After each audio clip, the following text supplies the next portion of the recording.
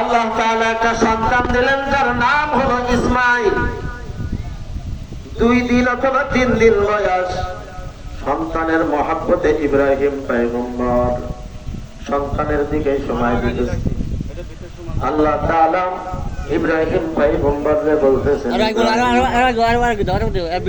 তোমার সব থেকে প্রিয় বস্তুটাকে তুমি আমার রাস্তায় কুরবানি করে দাও। কি কুরবানি করবো আল্লাহ? এতটুক সন্তান, 3 দিনের সন্তান, বাধ্যবাধকতা চলে আসছে। আল্লাহকে পাওয়ার জন্য সন্তানকে নিয়ে খোলা মরুভূমি পাহাড়ের মধ্যে, সাফা মারওয়া পাহাড়ের মাঝখানে নিয়ে যায় রেখে আসছে। এখানে কোনো বাড়ি ঘর নাই, কোনো খাবার দোকানপাট কোনো কিছুই নাই, সামান্য কিছু খাজুর, শুকনা খাজুর দিয়ে রেখে আসছে। বিবি আর সন্তানকে রেখে চলে আসতেছেন। পিছনের দিকে তাকানো যাবে না। বিবি জিজ্ঞাসা করেন, স্বামীগণ কিসের জন্য আমাদেরকে এই জায়গায় রেখে গেলেন? বিবি বলতেছেন, ইব্রাহিম পয়গম্বর শাহাদাত আঙ্গুল আসমানের দিকে উঠাইয়া দিয়া বলতেছেন, আমার আল্লাহই ভালো জানেন। বিবি ডাক দিয়া বলে, স্বামী গো, যদি আমার আল্লাহর অর্ডার থাকে তাহলে আমি রাজি আছি, কোনো সমস্যা নেই। সন্তান আর বিবিরে রাখা ইব্রাহিম পয়গম্বর কত দূর আগায় আসছেন। আগায় এসে আল্লাহর কাছে দোয়া করলেন, রব্বানা রব্বানা ইন্নী আসকানতু মিন যুররিয়্যাতি বিওয়াদিন গায়র ذي زرع عند بيتك المحرم। ও আল্লাহ, তুমি এই জায়গাটাকে সাফা এবং মারওয়া নামক জায়গাকে তুমি বরকতময় বানাইয়া দাও। 7 বছর পরে ঘটনা অনেক বড় লম্বা। 7 বছর পরে যখন স্বপ্নের মধ্যে দেখলেন, ইন্নী আরা ফিল মানাম আন্নী আযবাহু, বারবার স্বপ্নের মধ্যে দেখতেছেন যে তুমি তোমার প্রিয় বস্তুকে জবাই দিয়ে দাও। প্রিয় বস্তু কি আছে? পরের দিন সকালবেলা 100টা উট জবাই করে দিয়েছে। ওয়াজাদতু নাফসি লিন-নিরান মালি লিল-জাইমান ওয়া নাতি লিল-কুরবান, জবাই করে দিলেন। পরের দিন আবার রাতের বেলা স্বপ্ন দেখেন, ইন্নী আরা ফিল মানাম, আবার রাতের বেলা স্বপ্ন দেখতেছে, নাও মাত্র স্বপ্ন। স্বপ্নের ভিতরে দেখতেছে আবার তুমি তোমার সব থেকে প্রিয় বস্তুকে জবাই করে দাও। পরের দিন সকালবেলা আবার 100 লাল উট জবাই করে দিচ্ছে। আবার 3য় দিন স্বপ্ন দেখলেন, আল্লাহ বললেন, এইবার তুমি যেইটাকে তোমার সব থেকে জীবনের থেকে বেশি ভালোবাসো সেইটাকে জবাই করে দাও। তখন দেখছে যে আমার সন্তান ইসমাইল। ইব্রাহিম পয়গম্বর দীর্ঘ 6-7 বছর আগে ফালাম্মা বালাগা মাহু সায়া, 6 থেকে 7 বছর, قال يا بني إني أرى في المنام, ওই যে সাফা মারওয়ায় তো আছে 300 মাইল দূরে, এই জায়গায় গেছে, যাই দেখে বিরাট এক শহরে রূপান্তরিত হয়ে গেছে। সুবহানাল্লাহ। কেমন হলো এটা? ওই যে দোয়া করছিলেন যে আল্লাহ আসকানতু মিন যুররিয়্যাতি বিওয়াদিন গায়রি যী যার'ইন ইনদা বাইতিকাল মুহাররাম, এই জায়গাকে আল্লাহ তাআলা শহরে রূপান্তরিত করে দিয়েছেন। বিরাট বড় লম্বা ঘটনা। সন্তানকে উঠাই নিয়ে চলে আসছেন, জবাই করবেন। সন্তানকে জবাই করবেন। জবাই করার পূর্বে সন্তান ইসমাইল বাবারে ডাক দিয়া বলেন, আব্বা জান, আপনার কাছে কিছু আবেদন আছে। কি আবেদন? আমি তো জবাই হয়েই যাব, তার পূর্বে আপনি আপনার চক্ষু 2 চোখ বেঁধে নেন, তারপরে আপনি আমার হাত 2টো বেঁধে নেন, হাত এবং পাও শক্ত করে বেঁধে নেন। ছুরি, এমন ধারালো ছুরি নিয়ে আসছে যে এটার ভিতরে নিজের চেহারা দেখা যাচ্ছে। এবার হাত মুখ বেঁধে নিয়েছেন, নিয়ে বলতেছে, কুল ইন্না সালাতি ওয়া নুসুকি ওয়া মাহইয়ায়া ওয়া মামাতি লিল্লাহি রাব্বিল আলামিন লা শারীকা লাহু ওয়া বিযালিকা উমিরতু ওয়া আনা আউয়ালুল মুসলিমিন। আল্লাহুম্মা মিনকা ওয়া লাকা বিসমিল্লাহি আল্লাহু আকবার। জমিনের ভিতরে সন্তানকে শুয়াইয়া যখনই জবাই করা দেয়, সন্তানকে জবাই করে নরম গলার ভিতরে কিন্তু এই ছুরিটা করাতের মতো লোহার মধ্যে টান দিলে ক্যার ক্যার করে যেমন বাঁধে, গলার ভিতরে ক্যার ক্যার করে শব্দ হয়, কাটে না। সুবহানাল্লাহ, কাটে না। রাগান্বিত অবস্থায় ছুরিটাকে পাহাড়ের উপরে ফেলাই দিলেন। চোখ খুলে দেখেন যে পাহাড়ের উপরে ছুরিটা ফেলাই দিলেন, পাহাড় কেটে দুই খণ্ড হয়ে গেছে। সুবহানাল্লাহ বলেন। পাহাড় কেটে দুই খণ্ড হয়ে গেছে। ছুরিটা উঠাই নিয়ে আসছে, আবার কাটে, আবার কাটে না, আবার ফেলাই দেয়। দ্বিতীয়বার ছুরিটা জিজ্ঞাসা করে, ছুরি সন্তানকে যখন আমি কাটলাম নরম চামড়া কাটো না, এত বড় পাথর কাটো কিভাবে? ছুরির জবান খুলে গেছে। ছুরি বলতেছে, ইব্রাহিম তুমি যখন ছুরি চালাও তখন কয়বার চালাও? কয় একবার। আর আমার আল্লাহ আবার 70 বার কাটার জন্য নিষেধ করে। সুবহানাল্লাহ, 70 বার কাটার জন্য নিষেধ করতেছেন আল্লাহ, আর তুমি তো ছুরি চালাইতেছো একবার মাত্র। দ্বিতীয়বার আবার যখন ছুরি চালাইলেন, মিনকা ওয়ালাকা বিসমিল্লাহি আল্লাহু আকবার, রক্ত প্রবাহিত হয়ে গেছে। জমিনের ভিতরে দাঁড়াইয়া আলহামদুলিল্লাহ বলে চোখ খুলেই নিচে তাকাই লাগে, ওয়া ফাদাইনাহু বিযিবহিন আযীম, দুম্বা জবাই হয়ে গেছে, সন্তান পাশে দাঁড়ায় আছে। সুবহানাল্লাহ, এ দুম্বা আসলো কোথা থেকে? এই বিরাট ইতিহাস হাবিল আর কাবিল থেকে। এই জায়গায় আছে, ফাবাআসাল্লাহু গুরাবান ইয়াবহাতু ফিল আরদ লিউরিয়াহু কাইফা ইওয়ারি সাওআতা আখি। এই জায়গার ভিতরে আছে হাবিল এবং কাবিল থেকে। মেলা লম্বা বড় ঘটনা, যে দুম্বা জবাই করে দিছে, সেই দুম্বা জবাই হয় নাই, জিবরাইল আলাইহিস সালাম উঠাইয়া নিয়ে জান্নাতে চলে গেছে। হাবিলের দুম্বা, সেই দুম্বাকে জিবরাইলের মাধ্যমে ইসমাইলকে সরাইয়া দুম্বা শোয়াই দিছে। একবার চিন্তা করেন, যদি ওই দিনকে ইসমাইল আলাইহিস সালাম জবাই হয়ে যাইতেন, আপনার আমার অবস্থাটা কি হইতো? কথা বলেন না কেন? সেই সময় নিজের সন্তানকে জবাই দেওয়ার সময় কি মোবাইলে এরকম ফটো তুলতেন? এখন তোলে না। গরু কিনে নিয়ে আসে 1.5 লাখ টাকা দিয়ে, আইনে হুজুর নিয়ে আসে জবাই করবে।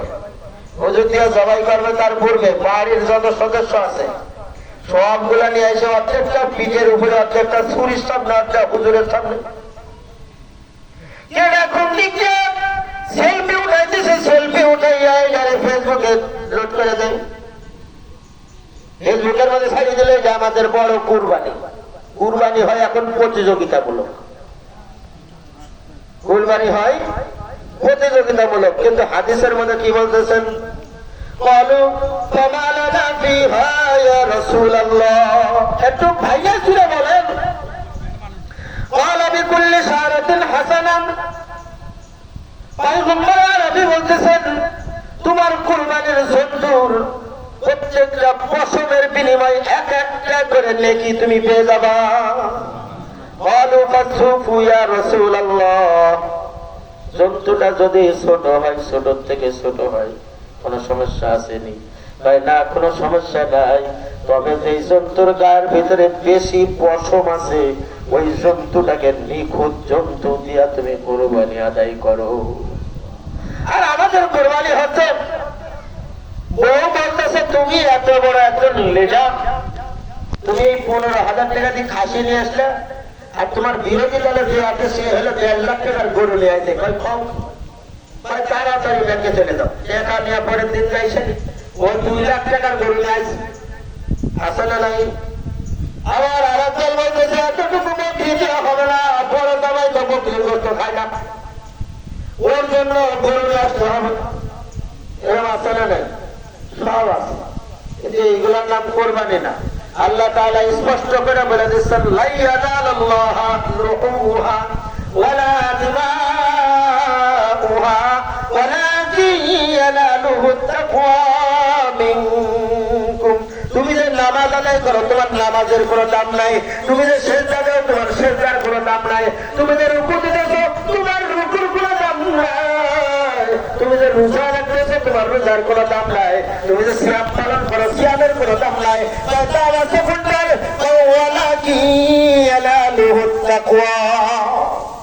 তোমার তাকওয়া, তোমার আল্লাহ ভীরু।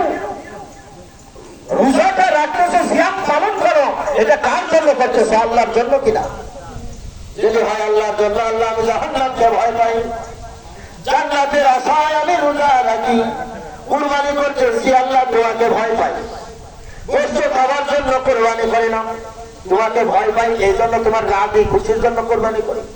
কারণ আল্লাহ তাআলা বলেছেন লা ইয়ানালুল্লাহু লুহুমুহা, আল্লাহ তাআলা আমি তোর গোশত খাবো না, নিব না। ওয়ালা দিমাউহা, রক্ত নেব না। ওয়ালা ইয়ানালুহু তাকওয়া মিনকুম, দিলের মধ্যে যে তাকওয়াটা আছে না, আল্লাহ ভীরুটা আছে না, আল্লাহর রাজি খুশি, রিজওয়ানুল্লাহি, রিজায়ে মাওলা। ইয়া আইয়ুহান নাস, ইয়া আইয়াতুহান নাফসুল মুতমাইন্না ইরজিই ইলা রাব্বিকি রাদিয়াতান মারদিয়া। তোমার রিজাবতি কার জন্য হবে? এটা কিসের জন্য করতেছো, কার জন্য করতেছো? এইটাই হলো আল্লাহর কাছে মুখ্য বিষয়। কোরবানির জন্য বড় আর ছোট দেওয়া কথা। আল্লাহ এবার বলতেছেন অপরাধের ভিতরে, আল্লাহ তাআলা বলতেছেন দেখেন কত সুন্দর, কিভাবে কোরবানি করবা, জবাই কিভাবে করবা। জবাই এবং নহর দুইটা দুই রকমের। জবাই করা আর নহর করা দুইটা কি? দুই রকমের। ফাসল্লি লিরাব্বিকা ওয়ানহার, ফাসল্লি লিরাব্বিকা ওয়ানহার। ওয়ানহার মানে নাহরুন, নাহরুন মানে হলো নহর করেন। নহর বলতে আরব কান্ট্রিতে উট আছে, উটকে জমিনে শোয়ানো যায় না। যেই জন্তু চার পায়ের উপরে দাঁড়াইয়া থাকা অবস্থায় যাকে জবাই করা হয় ওইটাকে বলা হয় নহর। মানে কি? ছুরি দিয়ে সামনের দিকে এরকম ঠেলা দেয়, এই জায়গাটাই ঠেলা দেয়, রক্ত পড়তে পড়তে পাও নাচতে নাচতে আস্তে আস্তে জমিনে পড়ে যাবে, তারপরে কি করো? ছিলে ফাইলে খাও। আর যেটা শূন্যের উপরে হোক বা জমিনে শুয়াইয়া হোক, যেমন কি মুরগি, কবুতর, পাখি, এগুলো তো জমিনে পাড়িয়ে শুয়াইয়া করে না, উঁচুর উপরে শুয়ায়।